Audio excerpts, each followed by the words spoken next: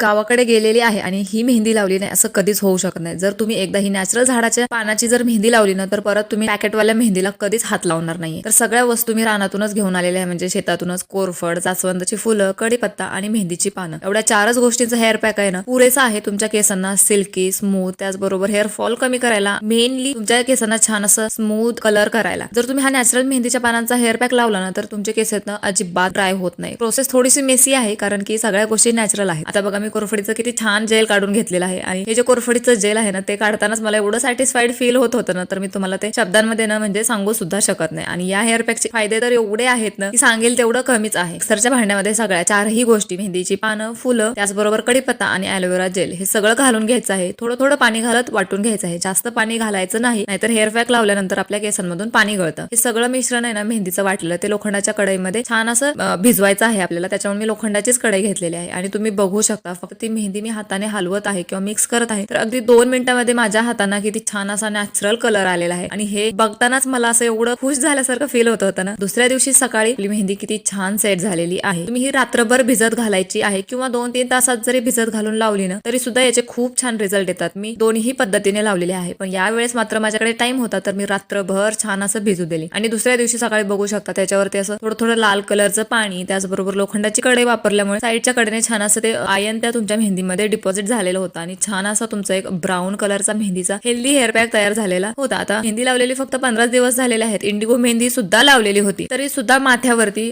केस आहेत ना आता परत पांढरे व्हायला लागलेले होते. आपण शॅम्पू करतो वीक मधून 2 वेळा वगैरे, त्याच्यामुळे हे नॅचरल जे कलर वापरतो ना ते निघून जातात. मी म्हटलं चला गावी गेलेलेच आहे तर हा हेअर पॅक लावून घ्यावा. बहिणींनी माझी खरंच खूप हेल्प केली कारण की त्यांनी मला हा हेअर पॅक लावून दिलेला होता. आणि लावल्यानंतरची प्रोसेस थोडीशी मेसी आहे असं म्हणू शकतो कारण की थोडंसं पाणी वगैरे गळू शकतं, पण एकदा जर तुम्ही हेअर वॉश केला तर केसांमध्ये जो राहिलेला चोथा आहे ना, कारण की ही मेहंदी ना पावडर नसते, पानांची आपण बनवलेली आहे, त्याच्यामुळे थोड्याफार त्याच्यात पानांच्या ज्या शिरा वगैरे असतात ना ते तुमच्या केसांमध्ये अडकून राहतात. पण जेव्हा तुमचे केस ड्राय होतात ना आणि तुम्ही छान असं त्याला कंगव्याने विंचरता सगळं त्याच्यातला जो चोथा आहे ना तुमच्या केसांमधला निघून जातो आणि अगदी स्मूथ, सिल्की आणि शायनी, अगदी खूप असे मऊ केस तुमचे राहतात. त्याच्यामुळे हा मेहंदीचा पॅक आहे ना तुम्ही नक्कीच वापरायचा आहे आणि तुमच्या केसांना छान असं नॅचरल पोषण द्यायचं आहे. आता ताजी मेहंदीची पानं तर नाहीत भेटत, पण जर तुम्हाला ड्राय म्हणजेच की सुकलेली मेहंदीची पानं हवी असेल तर तुम्ही कमेंट करू शकता.